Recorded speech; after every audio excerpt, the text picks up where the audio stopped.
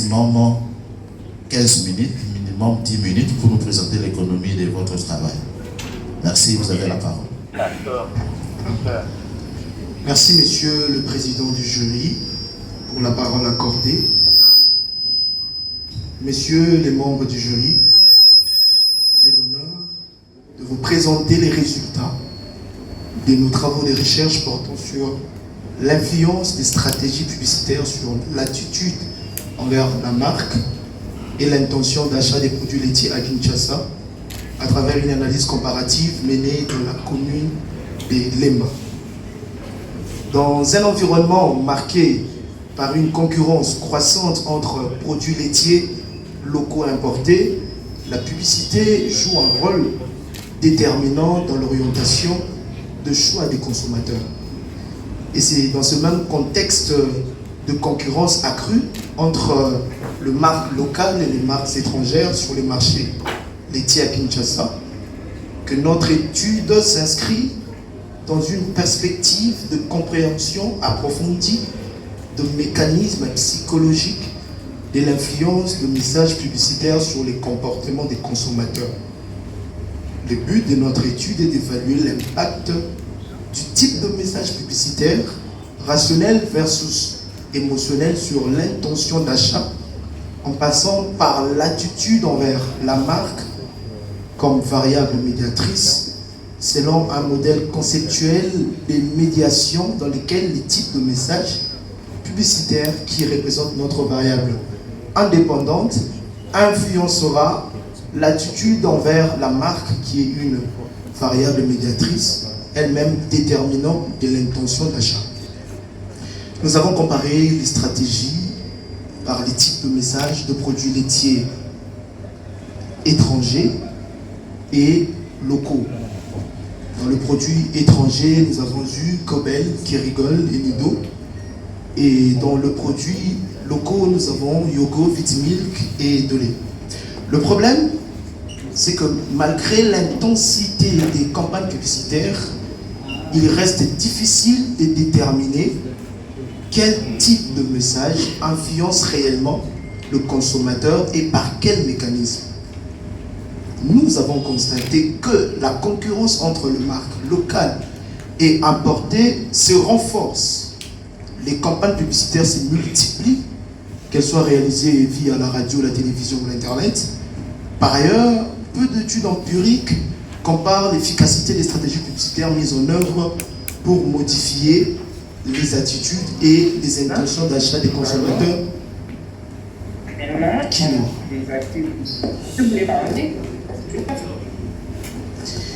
C'est de là, Monsieur le Président du jury, chers membres du jury, que nous sommes posé la question principale: dans quelle mesure les différentes stratégies publicitaires influencent-elles l'attitude et l'intention d'achat des consommateurs de produits laitiers à Kinshasa, et ces effets varient-ils selon les types de stratégies utilisées? Et nous avons des questions secondaires comme: dans quelle mesure les types de messages publicitaires émotionnels versus rationnels influencent-ils l'attitude envers la marque dans le marché des produits laitiers à Kinshasa? Et la dernière, l'attitude envers la marque, l'attitude envers la marque joue-t-elle un rôle médiateur dans la relation entre l'exposition à la publicité et l'intention d'achat des consommateurs? Et la dernière question, quel type de message publicitaire influence le plus l'intention d'achat du consommateur? Et nous avons formulé nos hypothèses comme ceci. Première hypothèse, les différentes stratégies publicitaires exercent une influence significative sur l'attitude et l'intention d'achat des consommateurs des produits laitiers à Kinshasa. La deuxième hypothèse, les types de messages publicitaires influencent significativement l'attitude envers la marque. Troisième hypothèse, l'attitude envers la marque médie la relation entre la publicité et l'intention d'achat. Et la dernière hypothèse, le message publicitaire de type rationnel exerce une influence plus forte sur l'intention d'achat des consommateurs. Nos hypothèses émanent respectivement de la théorie des mesures de l'efficacité publicitaire des Lambin et Chantal, du modèle AIDA, du modèle de double traitement de l'information et la théorie du comportement planifié. Nous avons utilisé la méthode d'enquête et l'étude repose sur un échantillon non probabiliste de 300 répondants sélectionnés dans la commune de Lemba, ce qui nous a permis d'assurer la fiabilité statistique des résultats. Et les données ont été collectées à l'aide d'un questionnaire structuré basé sur des échelles de Likert avec assertion totalement pas d'accord, neutre, d'accord et totalement d'accord. Nos variables ont été transformées en score moyen afin de les traiter comme des variables continues. Nous avons adopté une démarche progressive allant de l'analyse des relations à l'analyse des mécanismes explicatifs. L'analyse s'est passée en 4 étapes. Nous avons la corrélation des personnes pour analyser les relations. Nous avons la régression linéaire pour tester les effets. L'ANOVA pour comparer le groupe et voir si les différences sont significatives dans le groupe. Enfin, la macro-process modèle 4 pour analyser les mécanismes de la médiation. Et nos résultats montrent une relation significative entre les types de messages publicitaires et l'intention d'achat. Et la régression révèle que le message du type rationnel a un impact plus significatif que le message émotionnel. Avec l'analyse ANOVA, l'analyse des variances, des différences significatives ont été observées entre les marques en termes d'intention d'achat. L'analyse de la médiation dans son ensemble montre que l'attitude envers la marque joue un rôle médiateur significatif entre la publicité et l'intention d'achat, et de là, toutes nos hypothèses ont été affirmées.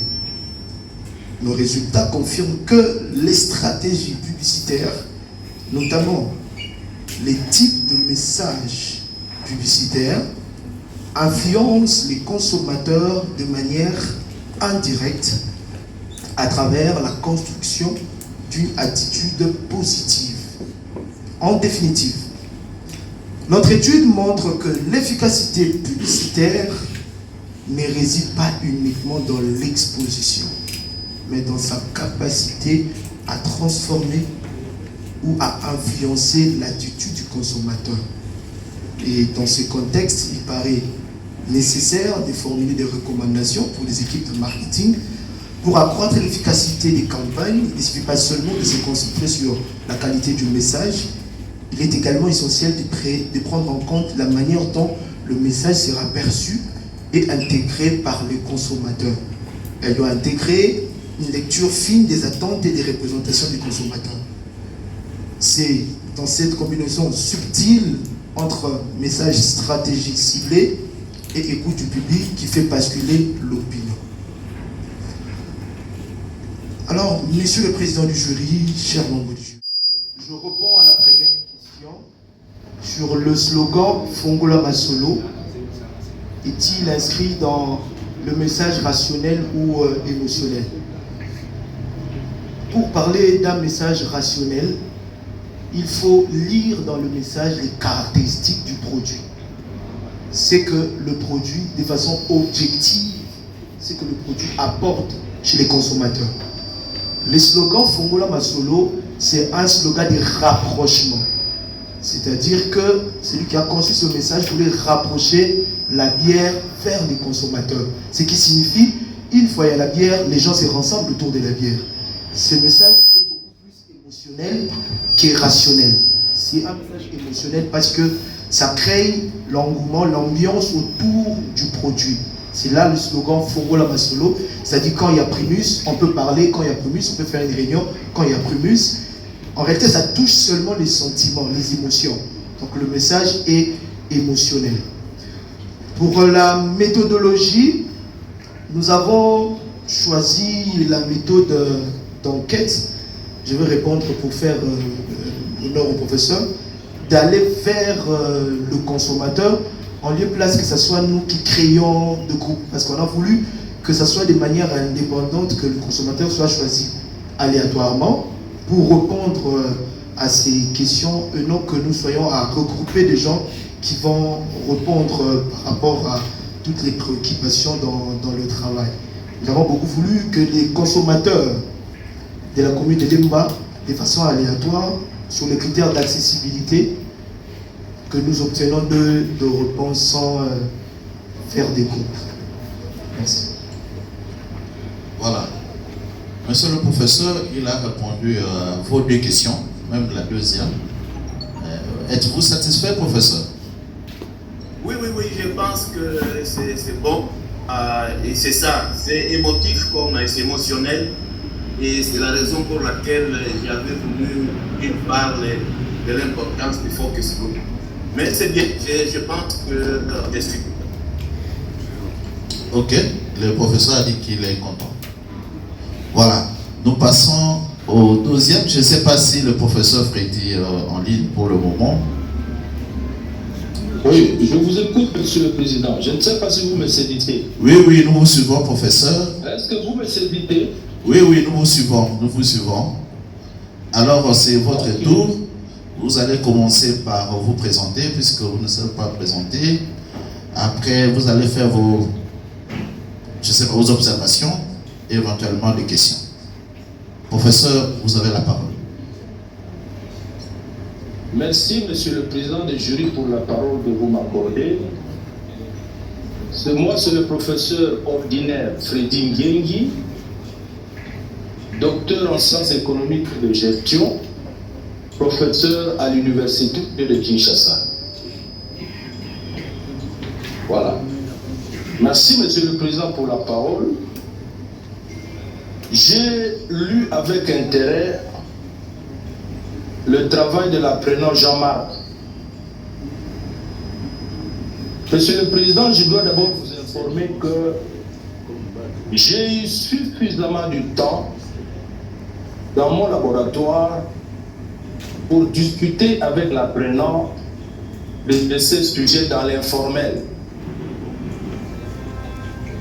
Et à l'heure où nous sommes, je dois vous informer que j'ai été pleinement satisfait du travail qui a été abattu par l'apprenant Jean-Marc. Un travail très propre, lisible, avec une méthodologie bien respectée, les hypothèses formulées, avec des résultats appropriés. Monsieur le Président, le travail que l'apprenant Jean-Marc a abordé, c'est un travail qui rejoint certains de mes enseignements, parmi lesquels je peux citer le cours de microéconomie qui parle du comportement des consommateurs, le cours de stratégie marketing et le cours de marketing lui-même.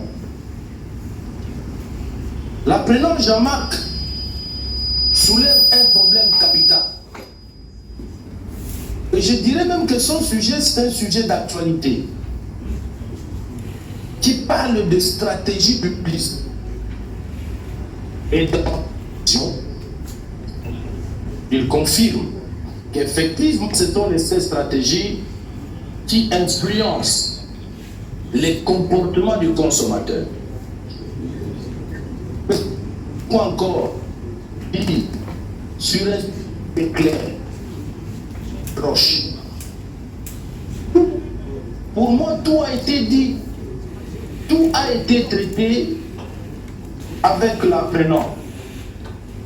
Et je pense que ce n'est pas ici l'occasion pour moi de poser des questions parce que dans l'informel, déjà, j'étais satisfait.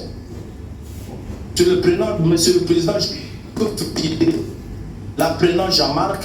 Et à mon avis, je pense que c'est un sujet qui peut aller plus loin jusqu'à faire de ce sujet, si l'apprenant peut faire de ce sujet un sujet de thèse, c'est là très important. Monsieur le Président, j'ai dit et je vous remercie. Merci, professeur. Donc, vous n'avez pas de questions? Monsieur le Président, je suis déjà satisfait avant de poser les questions moi-même. Alors, merci, professeur. Vous faites gagner le temps. Merci. Donc, Jean-Marc, que vous avez suivi comme nous, le professeur dit qu'il est très satisfait. Il ne voit pas pourquoi il doit poser des questions. Nous allons tirer les conséquences. Merci. Alors, nous allons passer la parole au professeur Ngouta pour ses observations et des questions éventuelles. Professeur, vous avez la parole. Merci beaucoup. Merci beaucoup, Monsieur le Président du jury, pour la parole que vous m'accordez. Je tiens à remercier l'équipe d'encadrement pour le choix porté, que c'est une marque de confiance. Merci beaucoup. L'appréciation que je ferai du travail de l'assistant Jean-Marc sera axée sur trois points. Je vais évoquer le point fort de ce travail, le point à améliorer et puis quelques questions.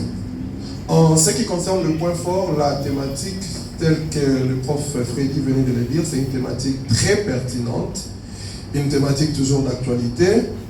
Elle est liée au marketing alimentaire et a une vraie utilité pratique. Utilité pratique, pourquoi? Parce que tous, nous avons grandi et la croissance que nous avons aujourd'hui dépend directement ou indirectement du lait que nous avons consommé à l'enfance. Il paraîtrait que les enfants qui consomment du lait grandissent beaucoup plus facilement que ceux qui n'en consomment pas. Donc le lait, pour moi, c'est quelque chose de capital. Alors même nous, même ceux qui ont grandi, continuent toujours à prendre le lait. Beaucoup d'entre vous, les matins, ont certainement pris du lait avant de venir. Donc c'est une thématique d'actualité. Et prendre le lait ne suffit pas, il faut prendre le lait de qualité. C'est à ce moment-là qu'intervient tout l'enjeu, toute la pertinence du travail de l'assistant Jean-Marc. Faut-il consommer un lait local ou faut-il consommer un lait produit par une firme internationale? Ça, c'est le point fort, c'est la pertinence de la thématique. Félicitations pour ce choix. Ce travail, contrairement aux autres, respecte vraiment les grandes étapes de la rédaction d'un travail scientifique. La problématique est bien posée, elle est assortie des questions. Ces questions ont trouvé les éléments de réponse au niveau des hypothèses. Les hypothèses ont été coulées en objectif. Il a veillé à la cohérence entre la partie introductive ainsi que la partie méthodologique. Les résultats présentés sont très riches. L'écriture scientifique est de qualité, très limpide. Il a rédigé son travail avec moins de fautes de français, l'orthographe de qualité, une grammaire aussi de qualité. Beaucoup de félicitations, monsieur l'assistant. Un autre grand point fort de ce travail, c'est l'analyse statistique. Jean-Marc a mobilisé plusieurs statistiques multivariées. Vous allez retrouver l'analyse de régression. Il est allé très loin, il a déterminé les effets d'interaction, les effets directs, les effets indirects, il a déterminé la modération. Il a utilisé aussi le logiciel Process. Félicitations. Dans beaucoup de travaux, les gens hésitent. Même le qui carré est devenu une bête noire, à combien plus forte raison les statistiques aussi compliquées que tu as utilisées. Et ces statistiques ont été bien utilisées, les résultats présentés sont très cohérents. La partie théorique est aussi très riche. Les informations présentées au niveau du chapitre 2 sur la théorie, elle est très abondante. Plusieurs théories ont été mobilisées et ces théories ont été utilisées au niveau de l'interprétation des résultats, ce qui est très encourageant. La bibliographie, elle est riche, elle est d'actualité, elle est récente. On retrouve beaucoup d'auteurs à partir de 2016 jusqu'à aujourd'hui. Il y a moins de travaux vieux. Il y a beaucoup de points forts, on pourra continuer avec les points forts dans le couloir. En ce qui concerne le point d'amélioration, lorsque je parcouris le travail, il y a de petites choses qui n'entachent à rien la qualité du travail. Alors le premier élément sur lequel je dois revenir, je me suis rendu compte qu'il y a eu un oubli dans les questionnaires. Un oubli dans les questionnaires. Un oubli dans les questionnaires parce que nulle part vous déterminez clairement qu'il s'agit de produits laitiers. Vous parlez surtout des marques locales et puis des marques internationales. J'ai cru comprendre qu'il s'agissait de marques locales, de marques locales de produits et puis des marques internationales. Donc, il y avait une petite imprudence, ce qui fait que les résultats tels que présentés reflètent une situation beaucoup plus générale en lieu et place de la situation spécifique des produits laitiers. Alors, en deuxième élément, la population n'est pas clairement définie. Clairement définie au niveau du chapitre 3, mais à l'introduction, elle est bien définie. Alors, bien qu'elle est bien définie, Au niveau du chapitre méthodologique, à la page 73-75,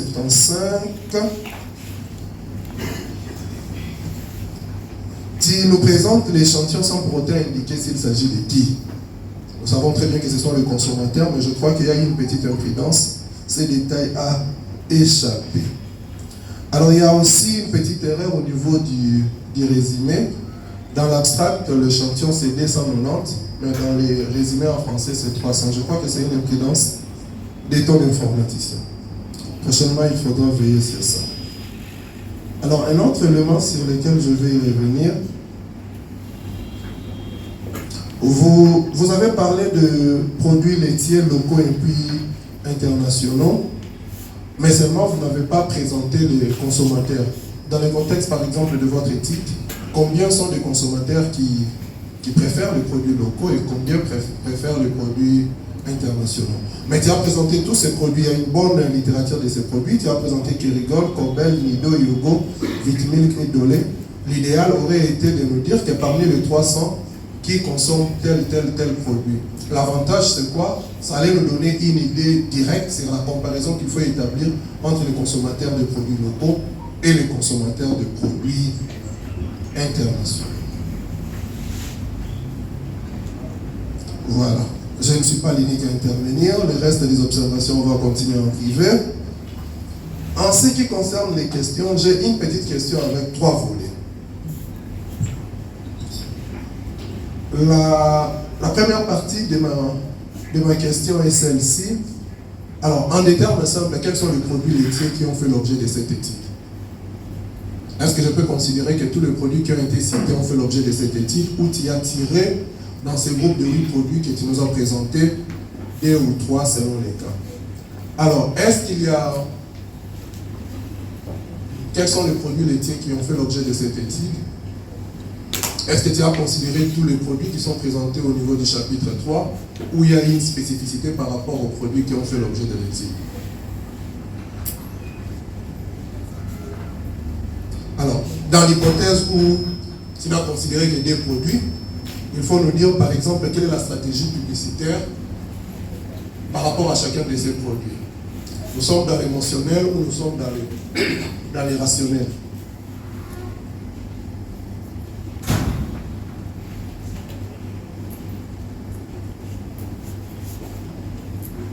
Pour chacun des produits, identifier la stratégie publicitaire utilisée par la marque. Est-ce une stratégie rationnelle ou une stratégie émotionnelle? Et enfin,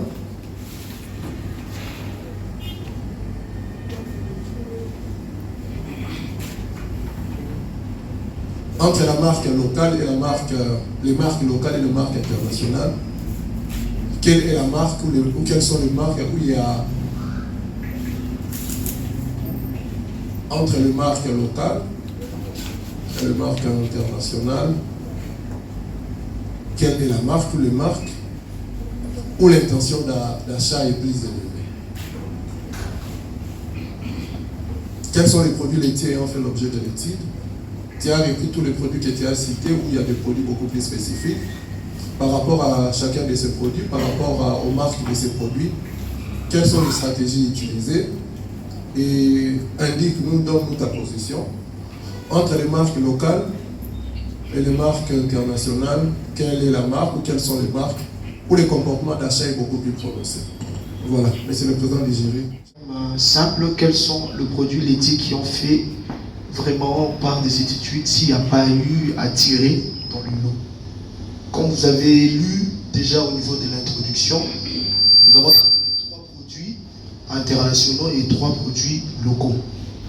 Nous avons eu le temps de suivre les publicités de tous les 6, le produit locaux ainsi que le produit international.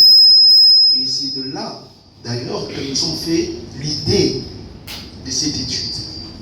Parce que c'est le marketing, il faut que je sois un peu plus démonstratif.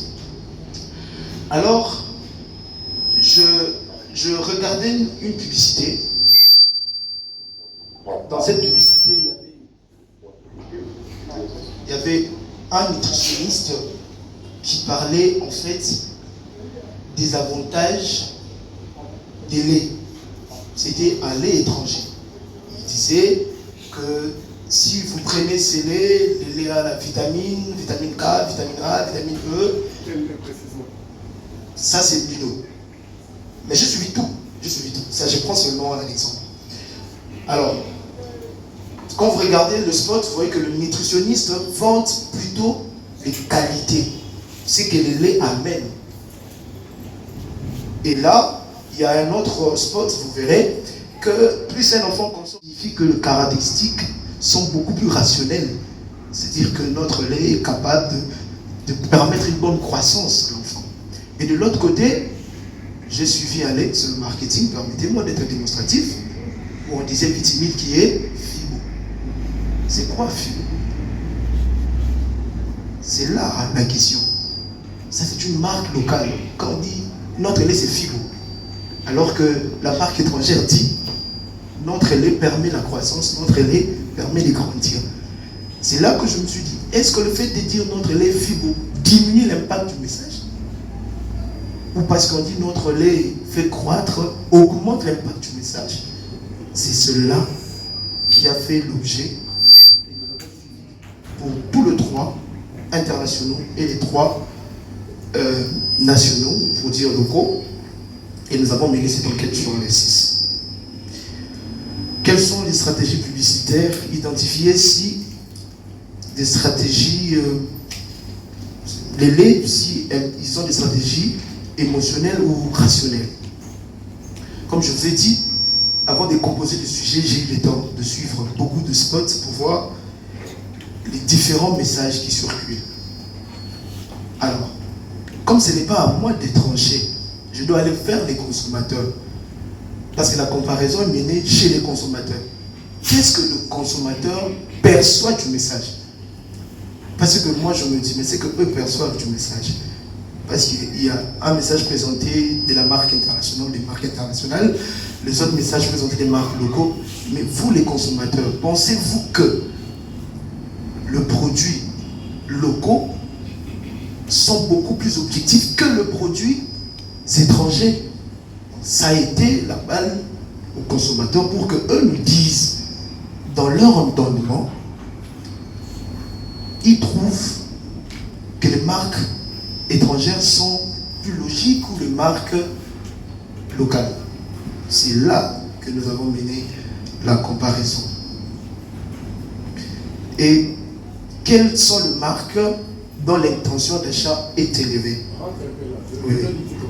Tu as parlé de vitamine, tu as parlé de Nido.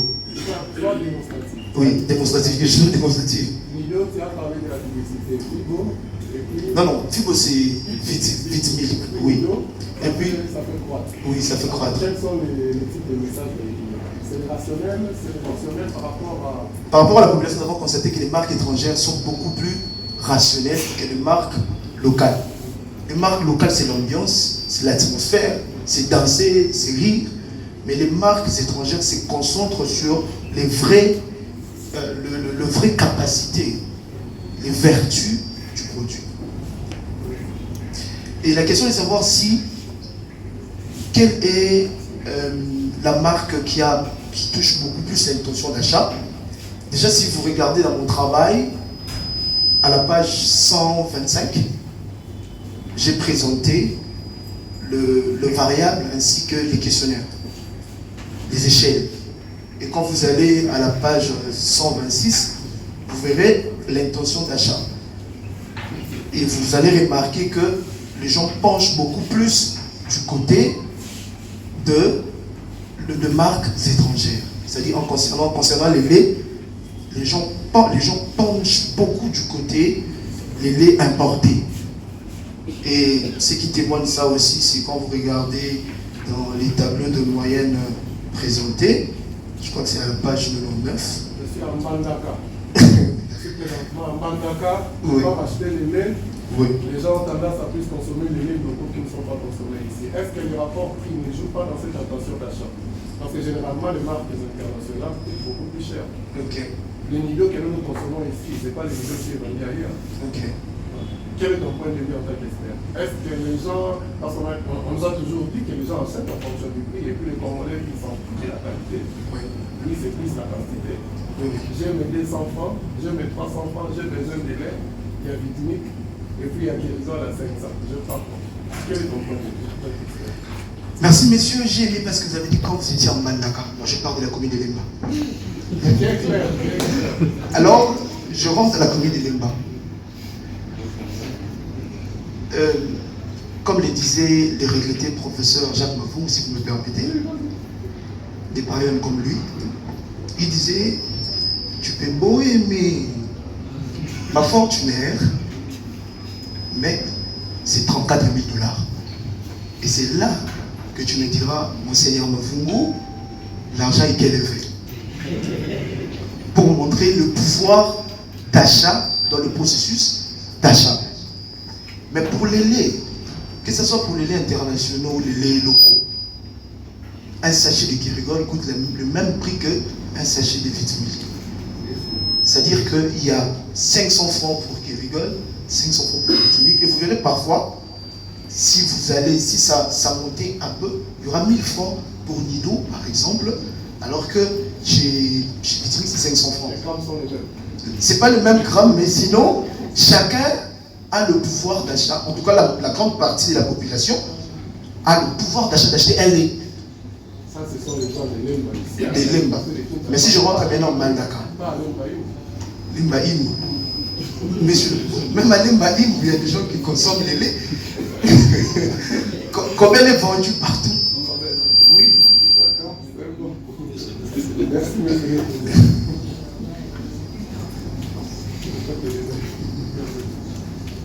Monsieur le président du jury pour la parole. La première question et la deuxième question. Déjà, le travail que j'ai fait, je me suis beaucoup inspiré de votre cours de la psychologie commerciale. Si vous entrez dans les travaux, vous verrez de la page 20 à la page 29, j'ai parlé du comportement de consommateur. Alors, votre question de savoir pourquoi nous n'avons pas utilisé le variable socio-démographique comme variable de contrôle. Et la deuxième question, s'il faut refaire ce travail, qu'est-ce que nous allons faire? Moi, je pense que s'il faut que je refasse ce travail, je ferai vos observations. La première, c'est que je vais prendre en compte ces variables socio-démographiques que je dois maintenant utiliser comme variable de contrôle, et aussi, en les place de me limiter à l'intention d'achat, je vais aller à l'achat proprement dit. Donc voilà un peu la première question. Pour moi, c'est une piste à exploiter pour les prochaines études. Merci. Merci Jean-Marc. Pour ma première question, vous n'avez pas à vous reprocher. Vous n'étiez pas obligé effectivement de contrôler ces valeurs démographiques. On contrôle une variable, c'est une hypothèse liée à ça. S'il y avait une hypothèse qui disait que les résultats pourraient être influencés par la variable sexe et tout ça, là, ça allait nous amener à vérifier. Mais puisqu'au départ, vous n'avez pas évoqué une hypothèse par rapport à ça, et vous avez parfaitement raison de ne pas les contrôler, sinon ça allait être une formalité inutile. Donc vous n'avez pas tort. Vous n'avez pas tort. Peut-être la prochaine, si une hypothèse qui dit que le résultat pourrait être influencé par sexe, âge, tout ça, en ce moment-là, vous devez nécessairement, pour confirmer cette hypothèse-là, et c'est ce que nous trouvons dans beaucoup de travaux, vous contrôlez des variables sans répondre à une hypothèse au départ. Vous allez trouver que aucune hypothèse qui lie, n'est-ce pas, le contrôle de variables, mais vous arrivez tout de même beaucoup de tableaux statistiques. Pourquoi? Vous avez raison, merci beaucoup. Et je passe la parole au promoteur. La vice-doyenne nous autorise une personne à poser, mais une seule condition. Qui doit poser la question? Il n'y a que celui qui a un DA. Donc si vous n'avez pas un DA, hein, vous ne pouvez pas poser. Donc minimum DA et professeur, vous posez. Voilà, une question. Voilà. Vous avez la parole.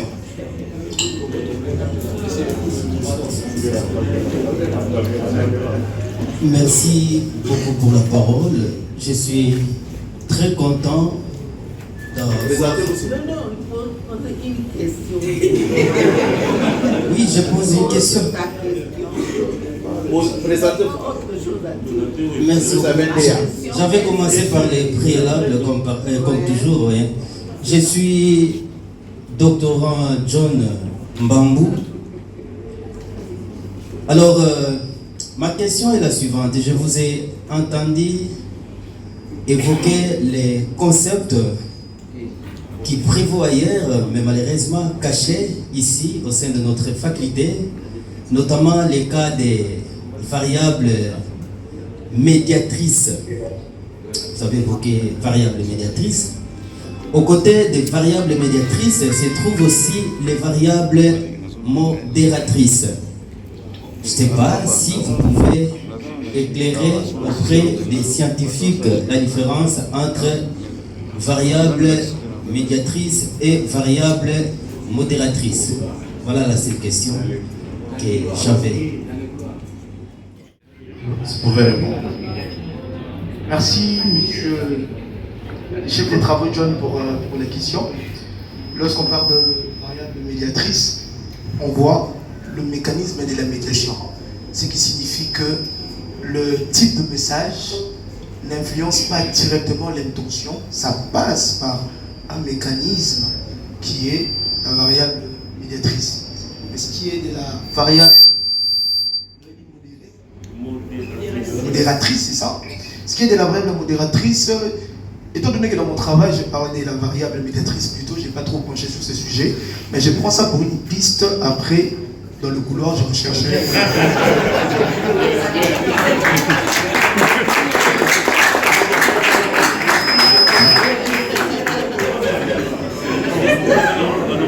Voilà.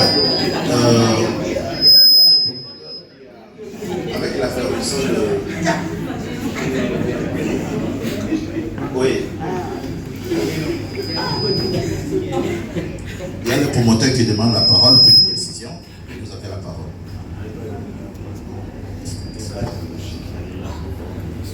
Je voudrais ici, je ne réponds pas à sa place, mais c'est quand même une question qui vaut sa peine, parce que le prof Mouta est là, il s'en souviendra.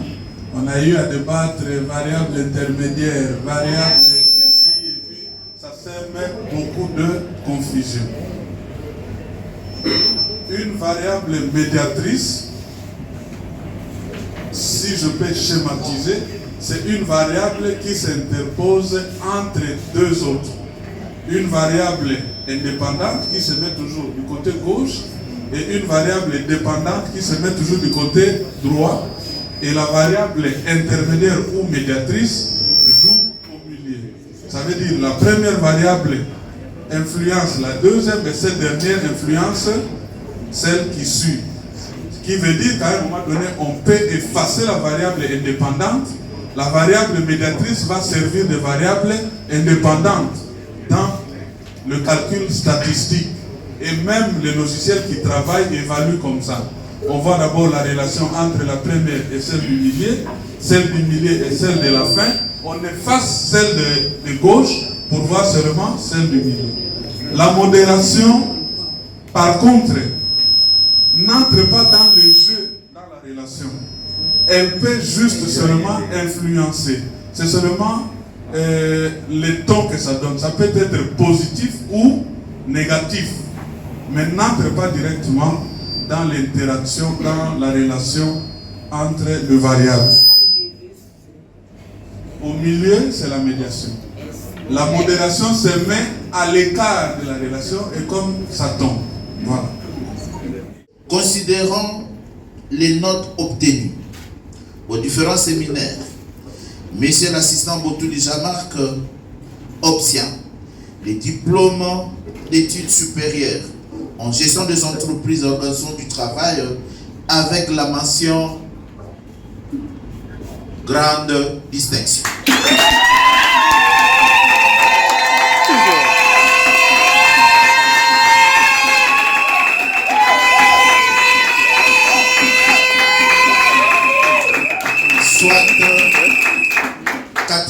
100%.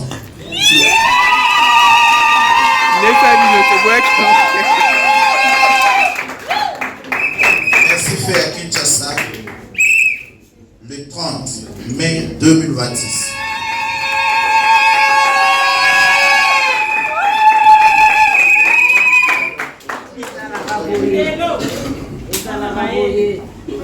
Les doctorants. Alors, pour toute famille, à côté de...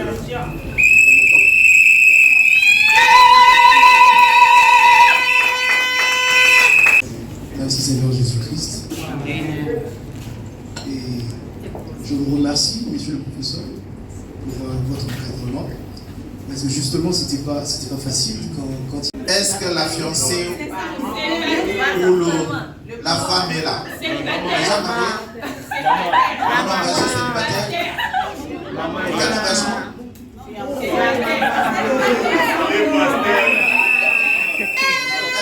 Il est pasteur.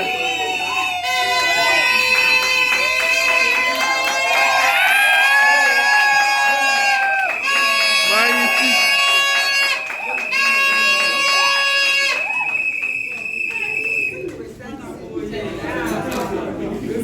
Alors, comment permettre pour la petite famille?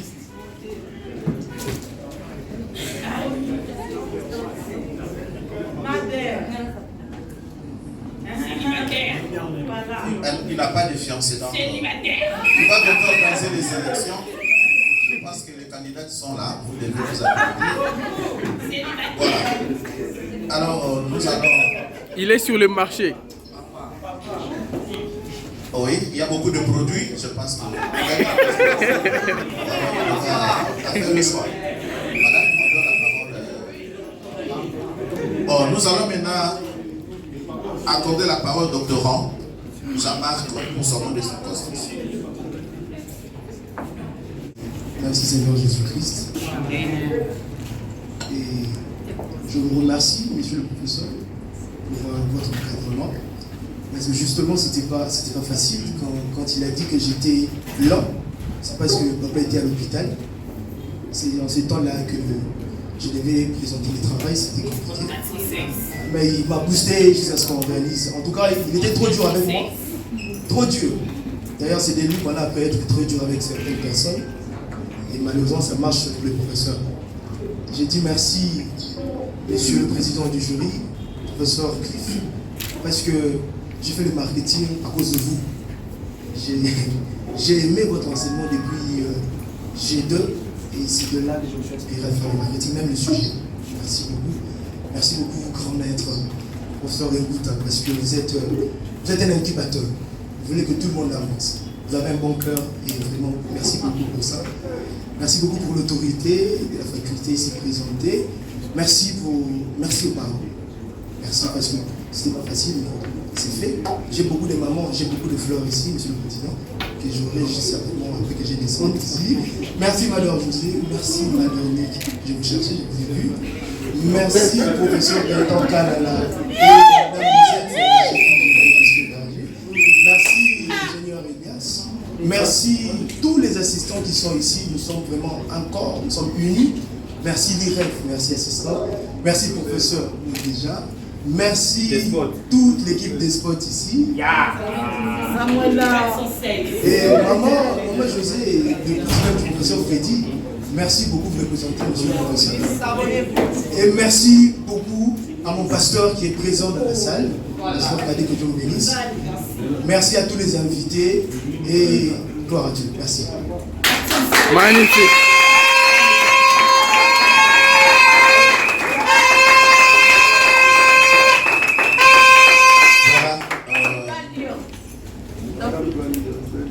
Oui, elle va clôturer. Je ne sais pas s'il y a des dispositions protocolaires à annoncer. Oui, madame, nous avons fini le travail.